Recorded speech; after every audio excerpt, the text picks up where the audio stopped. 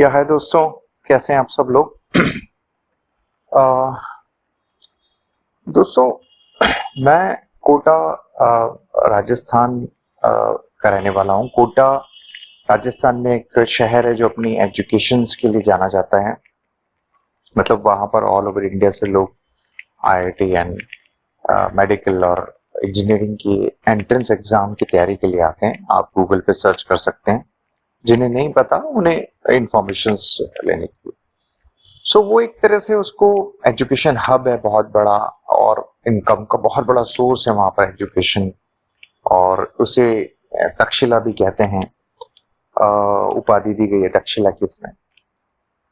लेकिन सबसे ज्यादा दुख होता है जब जब मैं न्यूज़पेपर पढ़ता हूँ और देखता हूँ कि वहां पर जब भी रिजल्ट्स आते हैं, चाहे वो आईटी के रिजल्ट्स हैं या एग्जामिनेशंस के जब भी रिजल्ट्स आते हैं, तो वहां पर स्टूडेंट्स जो है वो सुसाइड्स करते हैं। और ये आए दिन खबर में ही देखने को मिलता है। तो जब भी मैं वो खबरें पढ़ता हूँ तो मुझे बड़ा दुख होता है, और मैं वास्तव में सोचता हूँ कि काश मैं कुछ कर सकता। क्योंकि एक तो उस शहर से बहुत बड़ा लगाव है, मतलब जुड़ा हुआ है वो।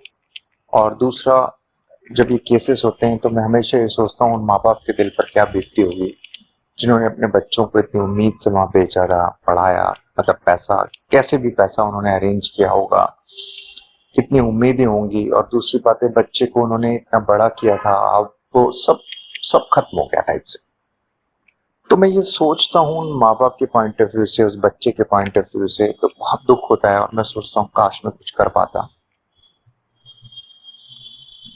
तो और मन में ये सारे सवाल और ये सब चीजें चलती हैं मेरे। तो मुझे लगा चलिए एटलीस्ट मैं उस पर पॉडकास्ट बनाता हूँ। और अगर जो लोग ये सुन पाएंगे तो काश कहीं ना कहीं कुछ जो है एफर्ट्स हो पाएंगे इन चीजों को रोकने के लिए, कम करने के लिए। तो मुझे लगता है ये जो मुद्दा है, ये जो चीज हो रही है, ये जो ऐसा हो रहा है, इसके रूट कॉज पे जब तक काम नहीं किया जाएगा ना, तब तक ये प्रॉब्लम ऐसी ही बनी रहेगी। और रूट कॉज पे काम करने का मतलब है कि इसको जड़ से समझा जाए, ये प्रॉब्लम क्या है, क्यों है, कैसे हो रही है, इसको कैसे खत्म कर सकते हैं, किन किन लोगों का इनमें कंट्रीब्यूशन है, किन किन लोगों की वजह से ये प्रॉब्लम हो रही है, तो ही कुछ हो सकता है। अदरवाइज तो सिर्फ सरफेस लेवल पे बात करके कोई मतलब नहीं है। तो मैंने कहा कि मैं इसी टॉपिक या इसी जो इशू है या प्रॉब्लम है, इस पर बात करें और इसको रूट कॉज से समझने की कोशिश करें। जैसे फॉर एग्जांपल, इसमें मदर फादर का कितना कंट्रीब्यूशन है, बच्चे का कितना है, आसपास के लोगों का कितना कंट्रीब्यूशन है, इंस्टीट्यूट्स का कितना कंट्रीब्यूशन है।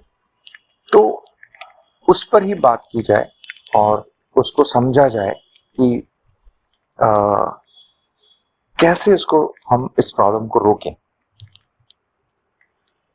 तो इस पर हम पॉडकास्ट बनाते रहेंगे। मतलब ये पहला पॉडकास्ट है कि एटलीस्ट शुरुआत की जा रही है कि एटलीस्ट इस जो मुद्दा है, ये जो उस पर हमारा ध्यान गया है, और इसको हम सॉल्व करने की कोशिश कर रहे हैं। और इनसे जुड़ी हुई जो भी बातें उस पर बात करेंगे, क्या क्या हुआ, कैसा कोटा का माहौल है, और मेरे साथ खुद रियल लाइफ में जुड़ी हुई घटनाएं हैं, चूंकि मैं कोटा में रहा हूँ, मेरे वहाँ पर रिलेटिव्स हैं, और जो भी मिलने वाले हैं, तो वहाँ कुछ हो रहा है तो वो मुझे पता चलता है। सो इट्स नॉट कि हवा में बात नहीं है, ये बिल्कुल बेस पे बात हो रही है, रियलिटी पे बात हो रही है ना। तो शुरू करते हैं, मतलब कि क्या हो रहा है वहां पर एक्चुअल में। तो वहां पर लाखों बच्चे इंजीनियरिंग एंट्रेंस और मेडिकल एंट्रेंस और अदर एग्जाम्स के लिए आते हैं। अलग अलग दुनिया, अलग अलग जगह से आते हैं, हर तरह का बच्चा आता है, गरीब बच्चा भी आता है, अमीर बच्चा भी आता है। खैर, मैं ये बात इसलिए कर रहा हूँ, जिन्होंने कोटा के बारे में नहीं पढ़ा है, नहीं सुना है, तो एटलीस्ट वो जान पाएंगे। जो जानते हैं उनको तो कोई दिक्कत ही नहीं है।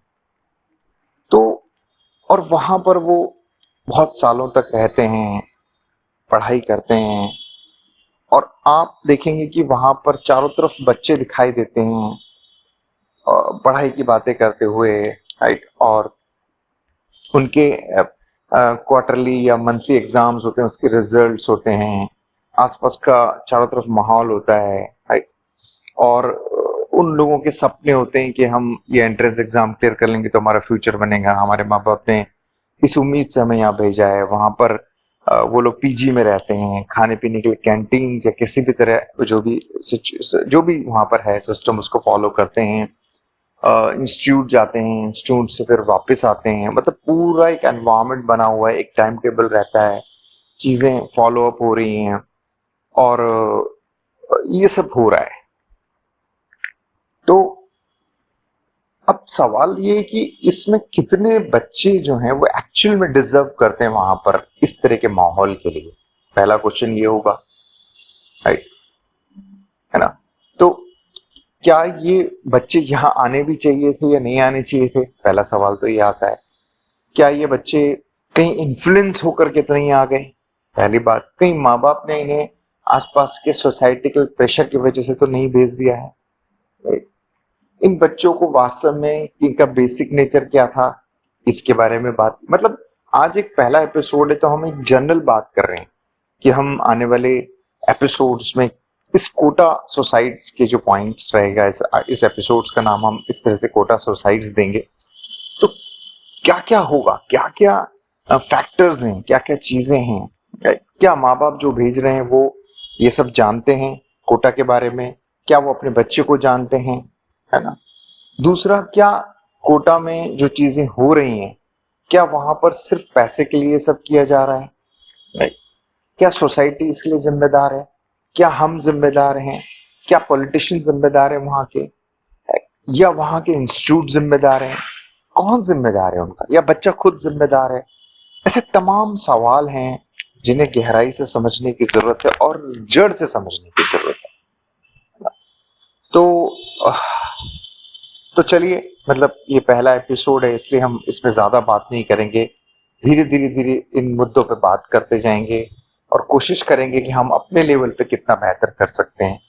क्योंकि सवाल ये आएगा कि हमारे हाथ में इंस्टीट्यूट्स को रोकना नहीं है, हमारे हाथ में पॉलिटिशियंस नहीं है, हमारे हाथ में जो हमारे हाथ में है, सपोज अगर मेरी बच्ची है या मेरा बच्चा है तो वो मेरे हाथ में है, मैं उसे गाइड कर सकता हूँ या मैं खुद को बेहतर बना सकता हूँ, ये हमारे हाथ में है।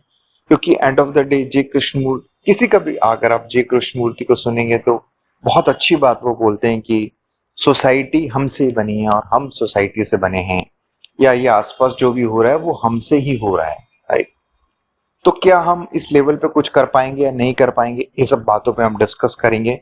बट इस पॉडकास्ट को, इस पर्टिकुलर इन एपिसोड्स का मकसद ये है कि किसी तरह से उन बच्चों को बचाया जा सके, इतने बड़े ह्यूमन लॉस को, एजुकेशन, टाइम और ये सब चीजों के लॉस को बचाया जा सके और उनकी लाइफ को एक सही डायरेक्शन दी जा सके जिसके लिए वो डिजर्व करते हैं, और उन माँ बाप के दुखों को कम किया जा सके जो ये फेस करते हैं। दैट्स इट, यही है इसका मकसद। चलिए अगले एपिसोड में हम बात करेंगे। थैंक यू वेरी मच सुनने के लिए।